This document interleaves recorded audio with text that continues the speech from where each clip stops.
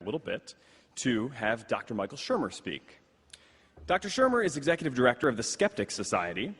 He's the founder and editor of Skeptic Magazine and a regular columnist for Scientific American. Previously, he taught psychology, evolution, and history of science as a professor at Occidental College and Cal State Los Angeles for nearly 20 years. He is the author of several books, and his latest is called The Believing Brain: From Ghosts and Gods to Politics and Conspiracies, How We Construct Beliefs and Reinforce Them as Truths. Dr. Shermer has shown tremendous range as a presenter by appearing on TV shows including The Colbert Report, Oprah, and Charlie Rose. He is here today to discuss the problem of tribalism, which we inherited from our primate ancestors and which we must overcome to achieve a stable and just global society. Please welcome Dr. Michael Shermer. Thank you. This should bring it back on. Okay, there we go. So I want to talk about the social singularity, or why things are getting progressively better. This is the plaque from the Suez Canal, Apere Terram Gentibus, to open the world to all people. So that's what we want to do. That's what all you engineers and science and techie people are doing, but you're not going to do it unless the social, political, and economic system enables it. So let's see where we've come from that. I call this the question about the moral arc. Why does the moral arc bend toward justice and freedom? This comes from, of course, Martin Luther King's famous quote, "Let us realize that the arc of the moral universe is long, but that it bends toward justice." He got this from the 19th century preacher Theodore Parker from his book of Justice and Conscience. "I do not pretend to understand the moral universe. The arc is a long one. My eye reaches but little ways. I cannot calculate the curve and complete the figure by the experience of sight. I can divine it by conscience. And from what I see, I'm sure that it bends toward justice." Well, I think it does. It's hard to say that we are in an age of moral progress and social progress in the epoch of the Holocaust. But in fact, there's lots of reasons to be optimistic, despite the claims by environmental doomsayers. They're sort of the doppelganger of the religious doomsayers, overpopulation and deforestation and global warming and all this stuff, air pollution and whatnot. By the way, that's my city of Los Angeles now compared to the 1970s. This is where I want to go. Things are actually getting better. I'm working from 4 books here. Matt Ridley's Rational Optimist, Robert Wright's Non-Zero, Steve Pinker's new The Better Angels of Our Nature, and my own The Mind of the Market. I strongly recommend Steve Pinker's new book that just came out last week. It's one of the most important science books I've ever read. Perhaps it's one of the most important, at least social science books ever written. So something extraordinary happened in the last 10,000 years as we made the transition from hunter-gatherers to consumer traders.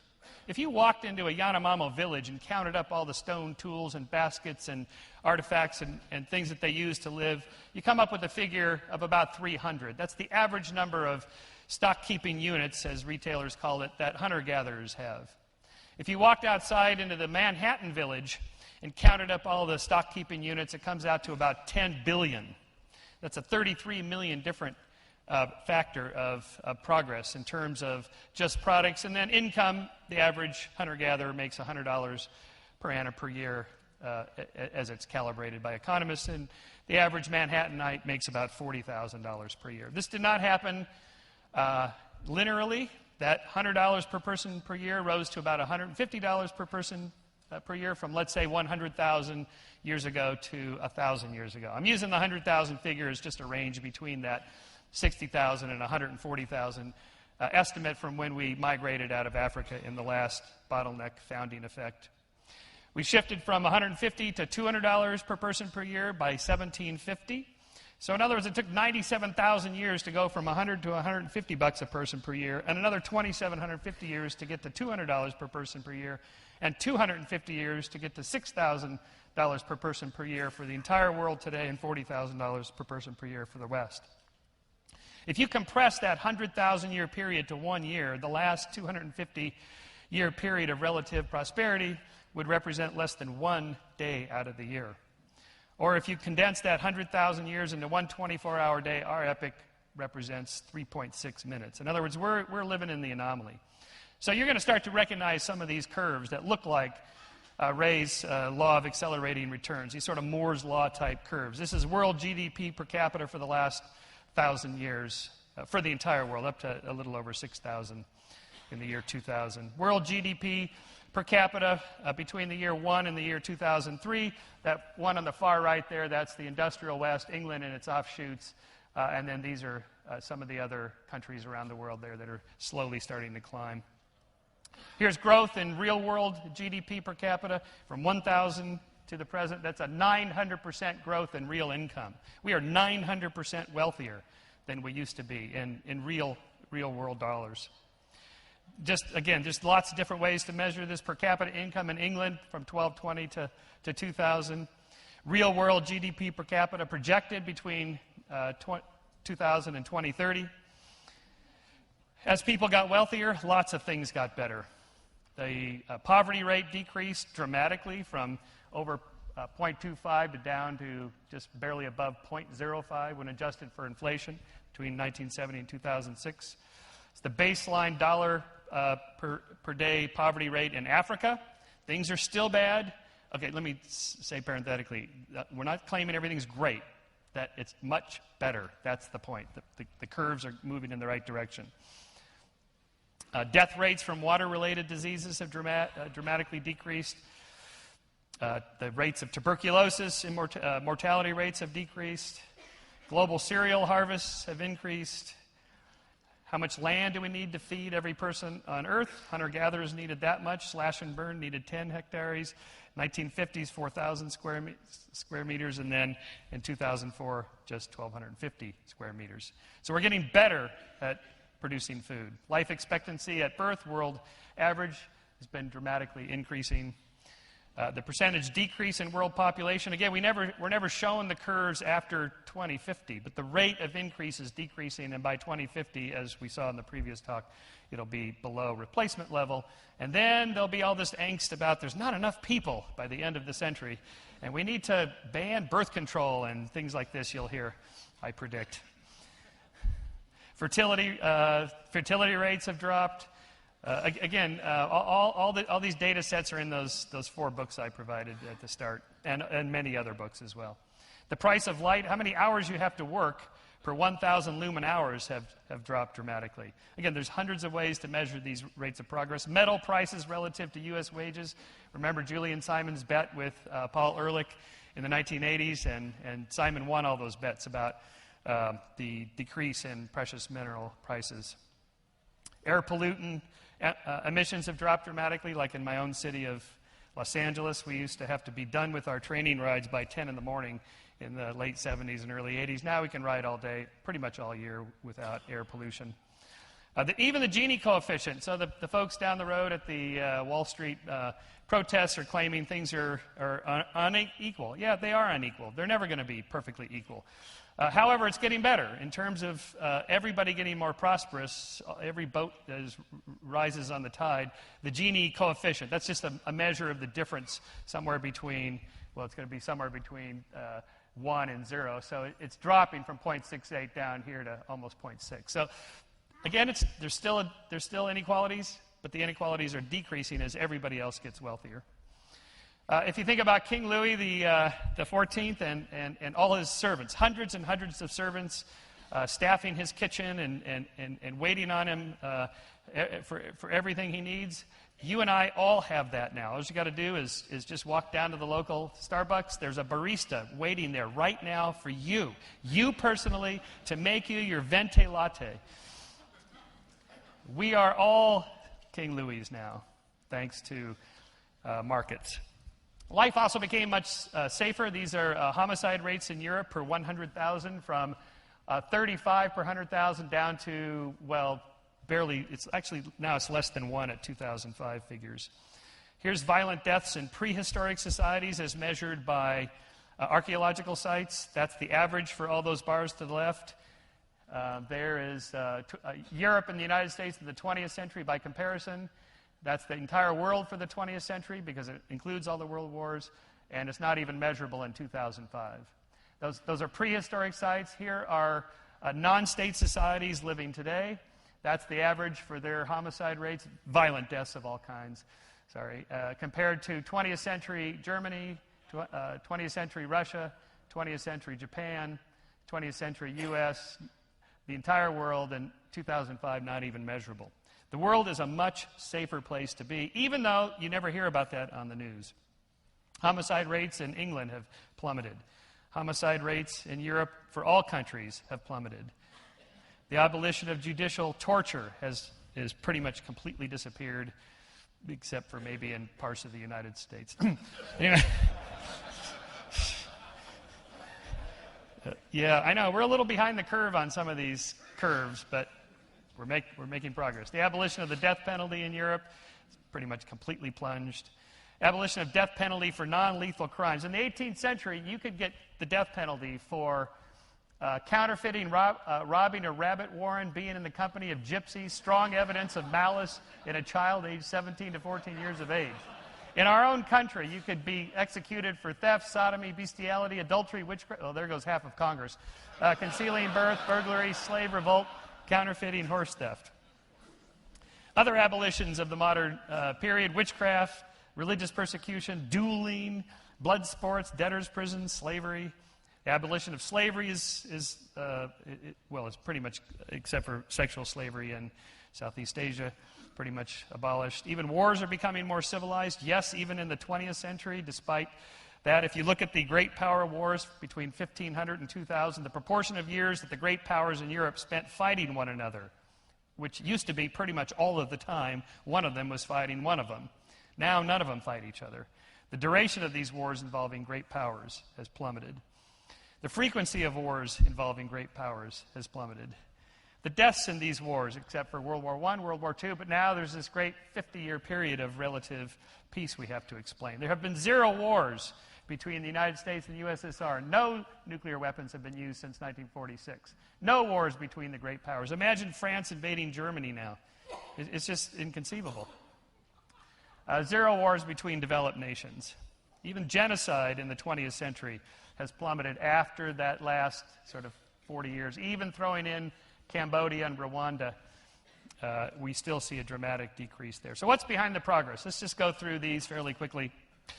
The evolution of our moral emotions, so we start with an evolutionary explanation, then the creation of the modern state, trade and capitalism, and finally classical liberalism and the civilizing process. This is the formula to make life better, basically.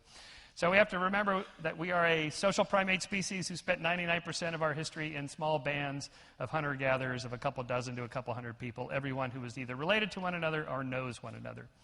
To that extent, we evolved a dual human nature, a moral nature, in which we are both good and evil. We have a sort of a group amity within our group and a between-group enmity. In other words, we have our inner Oskar Schindler and our inner Amon Goeth, our inner Colonel Kurtz, or our inner Captain Willard, or as I like to talk about it, our inner Captain Kirk, the evil Kirk and the good Kirk, you remember, because all life can be explained through science fiction.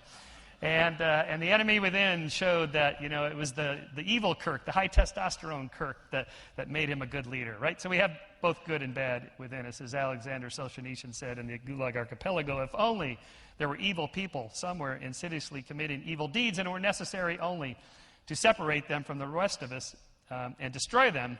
But the line dividing good and evil cuts through the heart of every human being, and who is willing to destroy a piece of his own heart? So we have a dual nature. We are by nature moral and immoral, good and evil, altruistic and selfish, cooperative and competitive, peaceful and bellicose, virtuous and non-virtuous. In other words, we're naughty and nice.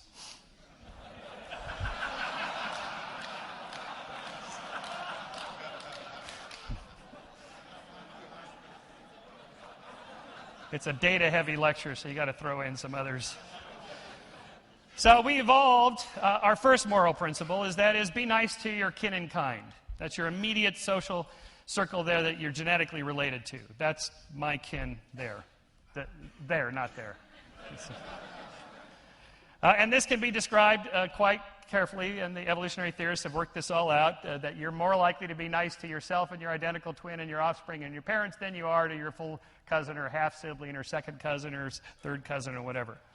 So that gets us out of the social circle a little ways. The problem is that we have a collapse of compassion when there's too many people on the offing for who we want to be compassionate about. This is an experiment on how much money you'll give to an NGO who wants you to help save these starving children in Africa. The research shows that people give more money if you tell them you just have one problem to solve than if you tell them you have a whole bunch of kids. The number of victims, the more victims that there are, the less money people give.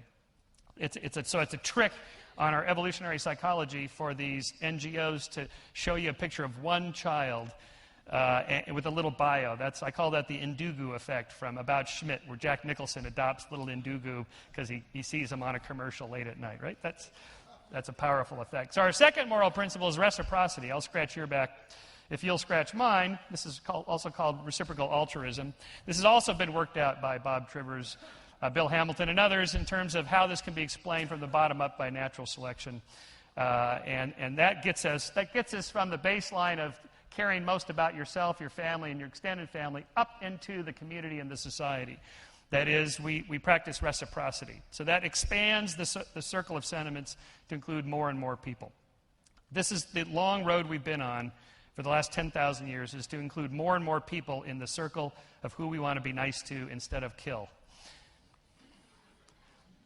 So the third moral principle, the golden rule, do unto others as you would have them do unto you, requires empathy, other consideration, and theory of mind. Okay? So where do we get this? Well, think about emotions and why they evolved. When our body is depleted of energy, we don't compute the caloric input-output ratios. We simply feel hungry and seek out food. When we want to pass on our genes to the next generation, we don't calculate the genetic potential of our sexual partner. We just feel aroused and seek out sexual intimacy. We know what people find attractive, symmetrical faces, clear complexion, broad shoulders and a narrow waist in the men, and a waist-to-hip ratio of 0.67 in women. I mean, no one walks into a nightclub with calipers, like 0.76. No, you're not. Ooh, you're so close. Evolution's already done the calculations for us because those are proxies for genetic health. So we are just simply attracted to certain things. Those are basic emotions. And so I respond to my theist friends in debates, why should we be moral? They say, well, if you're an atheist, why should you be moral? This is like asking, why should you be hungry? Or why should we be aroused? Or why should we be jealous? Or why should we be in love? These are all evolved emotions for ultimate deep evolutionary reasons. So the point of society is to tap into those. So, in other words, you can't fake being a moral person. You actually have to be a moral person because people that know you and spend a lot of time with you will catch the cues that you give off. So this is the basis of real morality. You can't fool all the people all the time. You have to actually believe you're a moral person, act like a moral person, be a moral person, and that is morality. That's bottom-up, natural selection given morality. We don't need it from the top down, if you catch my drift. So I'm going to skip the trolley car problem. The ultimatum game, you're offered a split, and you can make an offer to your partner. If they accept it, you both get to keep the money. If they don't, neither of you gets the money. How much money will you give? Most people offer like a 60-40, 70-30 split, a little on the selfish side, but enough that the other person will accept it. The more exposure subjects have to markets and religion, by the way, the more likely they are to make generous offers. And so this shows us that we have a moral nature. We have a sense of what's fair and what's not. In games similar to the ultimatum game, where people are allowed to put money into a pot that they then add up and share, they privately put a certain amount in that they've given.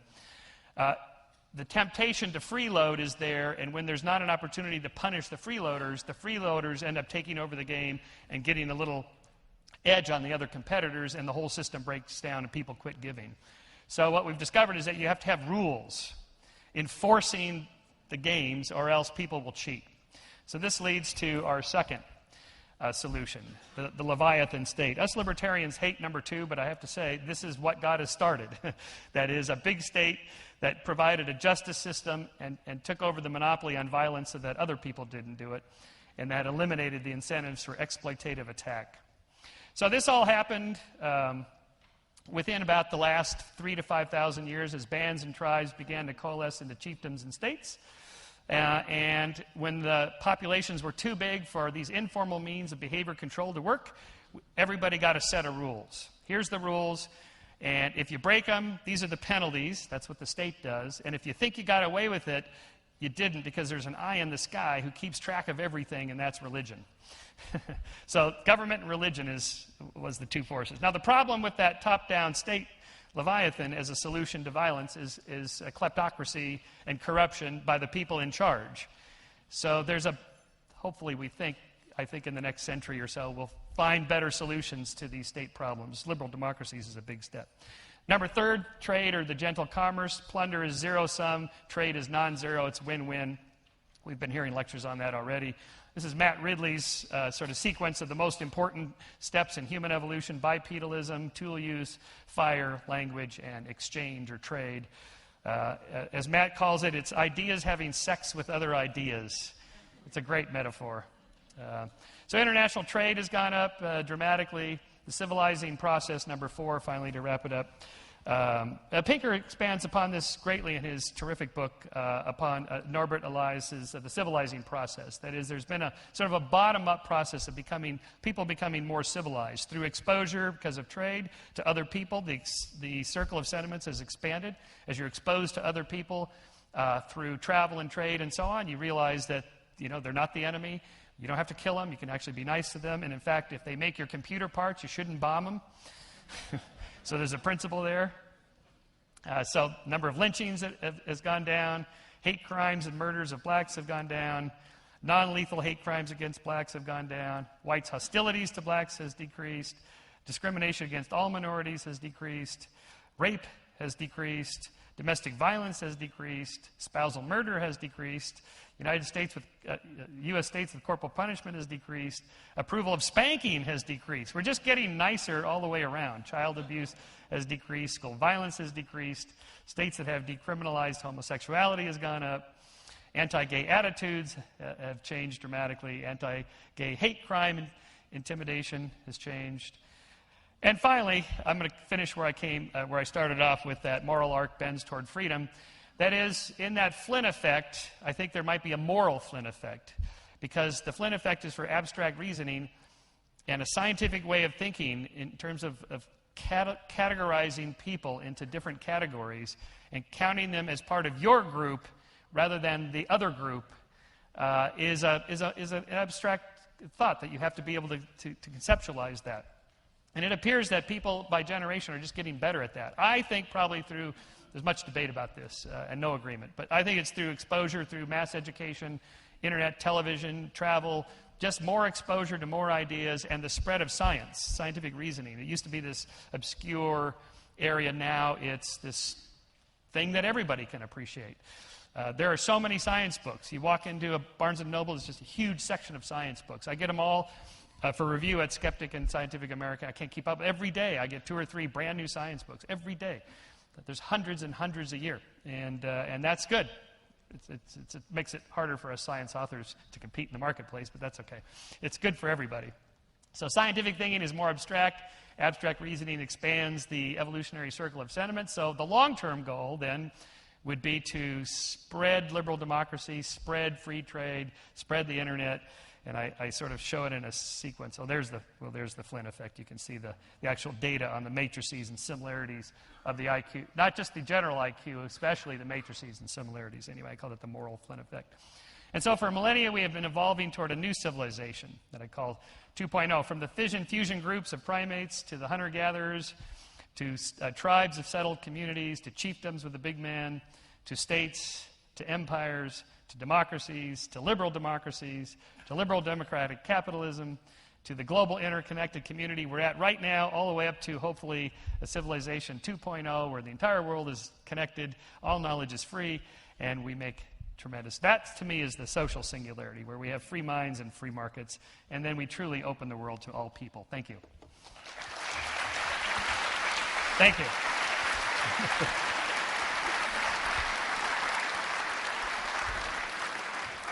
We've got just a couple minutes for questions. I see one hand over here. Mr. Shermer, great presentation. 2 quick questions, one quick follow-up general. Has anything increased at all in terms of all the slides? Have you seen any sort of antisocial behavior increase? And have you seen increases in virtual crimes, like cyber crimes, or financial fraud, or things where people are abstracted? Right. So like the global warming curve, where there's little sawtooth ups and downs, where global warming, it was cold the other day. There's always the little blips up and down, and you saw that in all those curves, little blips up and down. I've not seen any data curves for cyber crimes. There must be enough of a database to track that by now. I've not seen any. But of course, that would have to go up from the invention of computers, just by definition, because the expansion of the market. Then it'll eventually go down as the anti-cyber terror crime technologies kick into place, something like that. Question here on the left side, about 6 rows back. Hi, Bob Freeling with the Solar Electric Light Fund. The last image you showed, the image of the world connected. Right now we have about 1.6 billion people that don't have electricity, no lights in their homes, no way to charge cell phones or computers.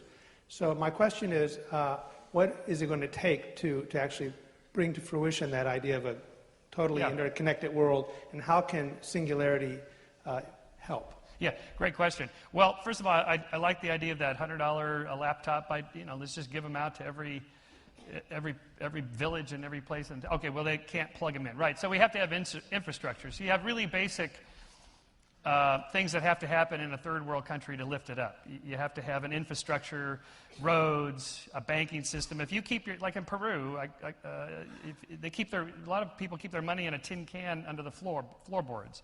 That's no banking system. You can't count on. They don't even have property rights. You can't buy a home and then somebody comes to squat on your home and you go, no, here's my deed. You can't come in here. They don't even have that in a lot of places in Peru. So there's like at least a dozen things that have to be put into place just to get it so where you could give them a $100 laptop. So the Singularity thing, this is what I'm saying. We're not going to get there until the social, political, economic stuff happens. Fortunately, it is happening. As Ray said, how many democracies were there? Well, in 1900, there were 0 liberal democracies in the world. Women couldn't even vote here until 1920. That's pathetic. But now there's like 96 liberal democracies. That's a lot. I don't think it's quite the linear law of accelerating returns, but we're getting there. All right, unfortunately, we are out of time for questions, but a warm thank you for Dr. Michael Shermer. Thanks. Thank you so much. Thank you. Thank you.